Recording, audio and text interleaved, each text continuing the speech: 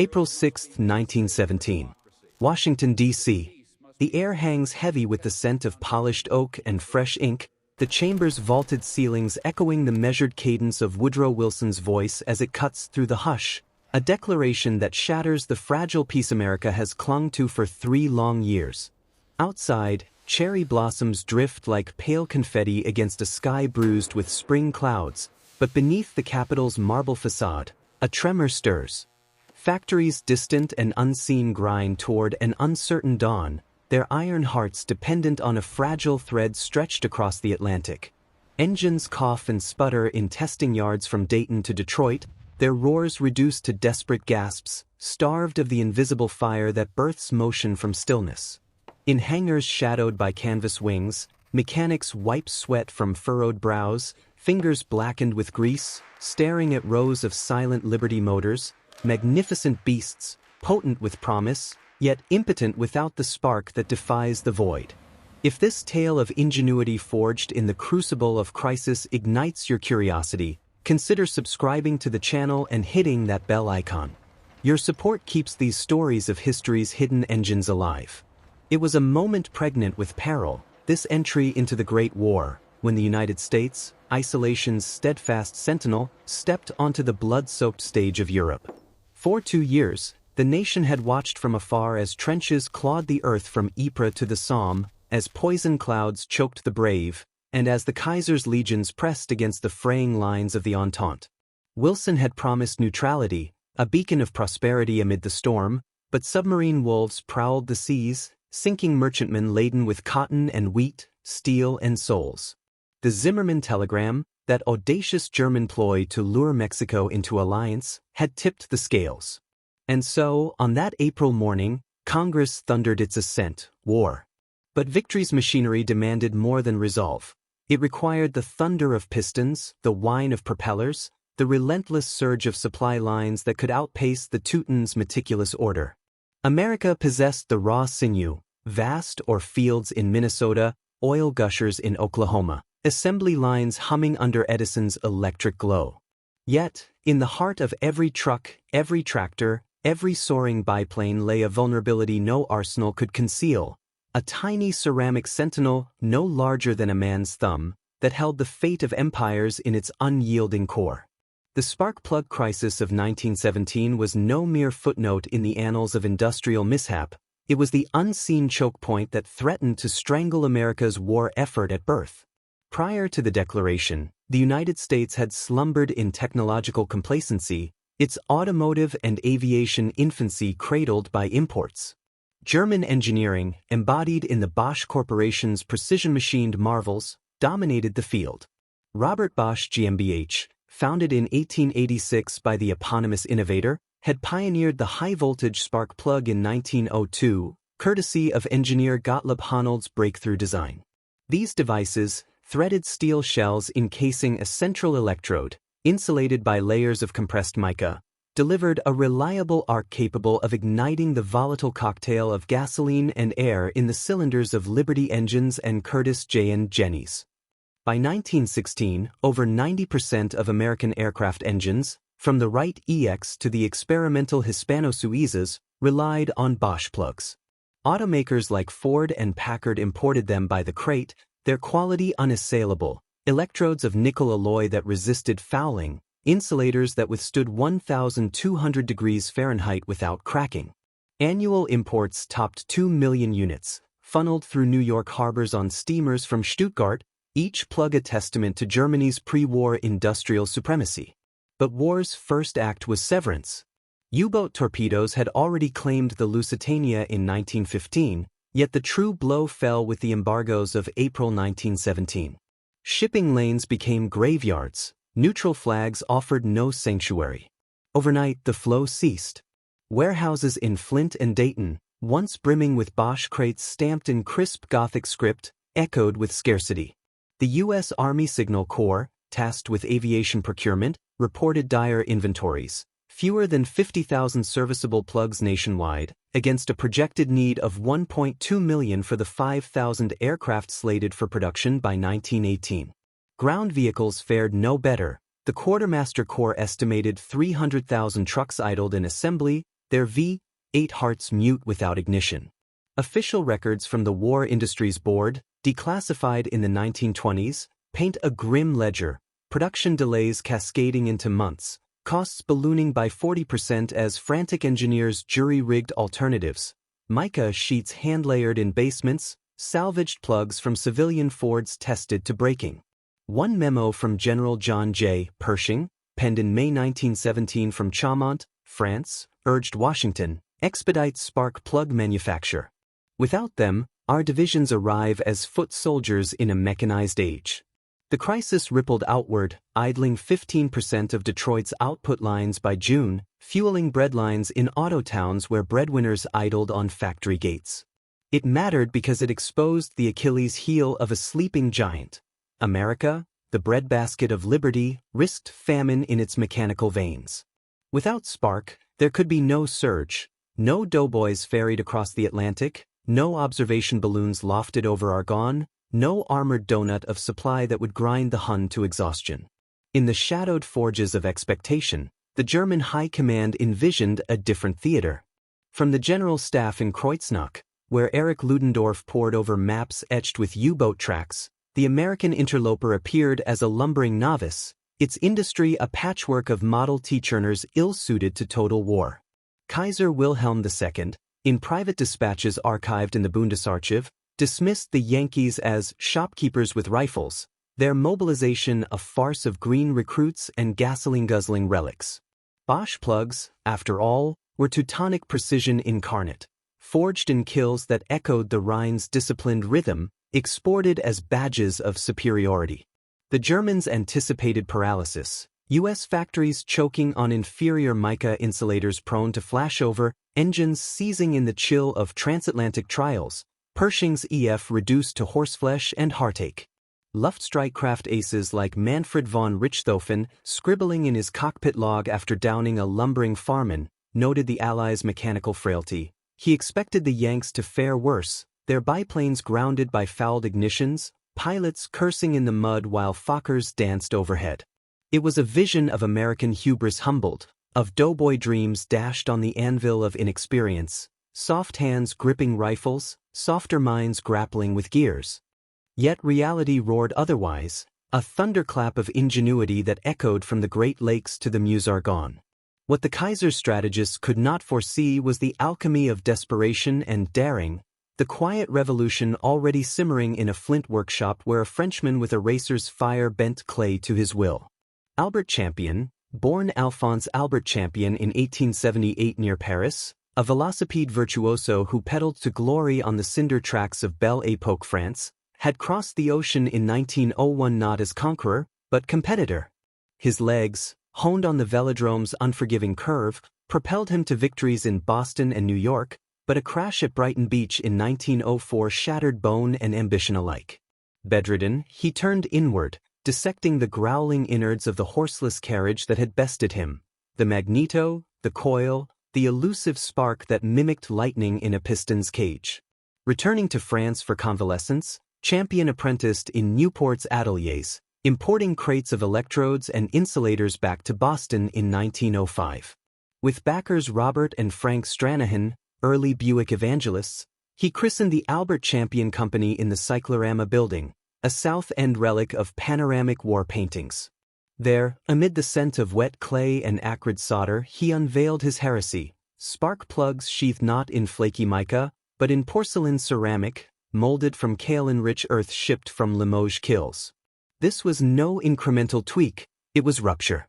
Mica, the incumbent, layered like geological phyllo, cracked under thermal assault, its dielectric strength crumbling at 1,000 degrees Fahrenheit, yielding flashovers that shorted the arc, leaving cylinders cold. Champion's ceramic core, fired at 2,500 degrees in custom retorts, endured 2,000 degrees without fracture, its alumina lattice a fortress against voltage creep and moisture's insidious bite. Patents filed in 1907, U.S. number 878,456, detail the formula: 95% calcined kaolin, fused with feldspar binders, glazed to repel carbon fouling. By 1908, production hummed at 10,000 units monthly, stamped Champion, in embossed pride, the first American-born plugs to rival Bosch, adopted by Hudson and Studebaker for their brass radiator fleets. Yet Champion chafed under Stranahan oversight. He bolted to Flint at William C.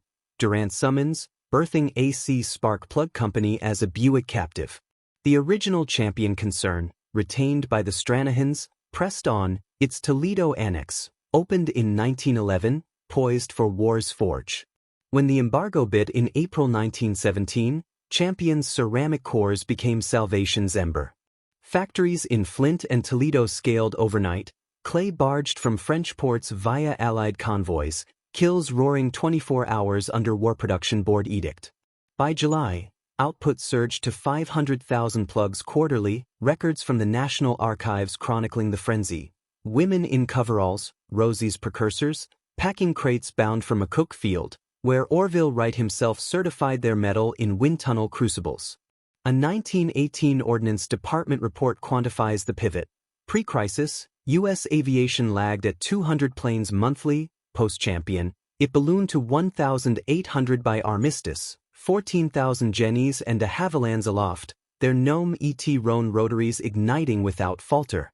Ground fleets followed, 250,000 white trucks, 12,000 Liberty Heavies, all propelled by ceramic defiance.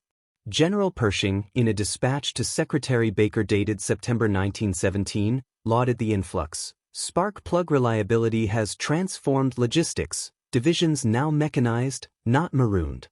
Even the skies bent to it. Eddie Rickenbacker's hat-in-the-ring squadron, tallying 130 kills, flew spads with Champion hearts, their sparks unquenched in dogfights blaze.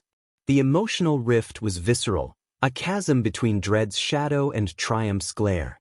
Mechanics at Camp Upton, Long Island, had braced for the void, visions of doughboys marching footsore to Brest, engines wheezing like consumptives on rain-slicked roads. One diarist, Corporal Elias Hawthorne of the 77th Division, his journals preserved in the Library of Congress, scribed the despair in June. We stare at these iron hulks, silent as tombs, and wonder if the Hun will cross before our fire awakens. The plug, that petty god, holds us hostage. Fear not, a specter of inadequacy, of Yankee bluster undone by foreign mastery. But as crates emblazoned with Champion's fleur-de-lis arrived in August, the shift was seismic. Hammers rang on anvils, sockets twisted into manifolds, and suddenly, life. A Liberty 12 bellowed to fury, its 12 cylinders harmonizing in a bass roar that drowned the gulls at embarkation piers. Hawthorne's next entry swells with release. The spark leaps true, ceramic unbowed by heat's rage. We are no longer supplicants, we are the storm. For the German lines, the contrast cut deeper. Ludendorff's intelligence briefs, captured in 1919, reveal the shock. Reconnaissance flights spotting endless convoys snaking from Street Nazir, American lorries unending, their motors impervious to mud and mile. Richthofen, in a letter to his mother from September 1917, confided unease. The Yankees come not as expected, halting, hesitant, but in mechanical phalanxes, their engines fire unslakable. What sorcery sustains them? It was the death knell of presumption, the realization that America's chaos birthed not frailty, but inexorable force. Woven through these annals are the threads of evidence, unspooling like film reels in a darkened projection booth. Ordnance logs tally the ceramics conquest. Failure rates plummeted 75% versus mica, per 1918 Aberdeen Proving Ground tests, where plugs endured 500 hours at 1,800 degrees Fahrenheit, equivalent to 10,000 miles of frontline duty.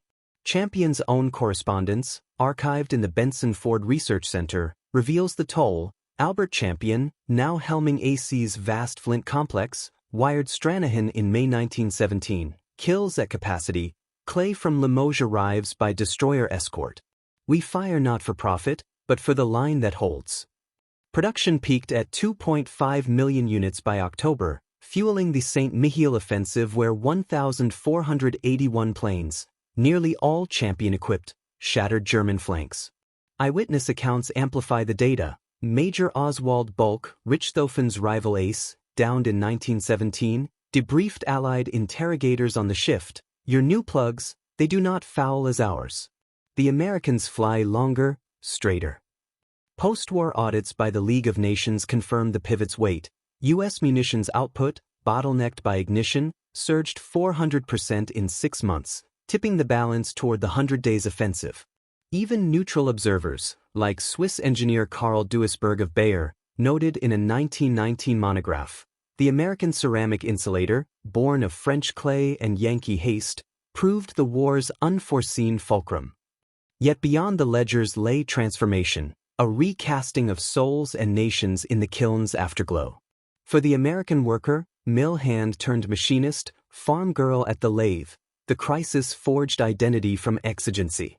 Pre-war, industry was craft, bespoke. 1917 demanded mass, the assembly line's democratic decree.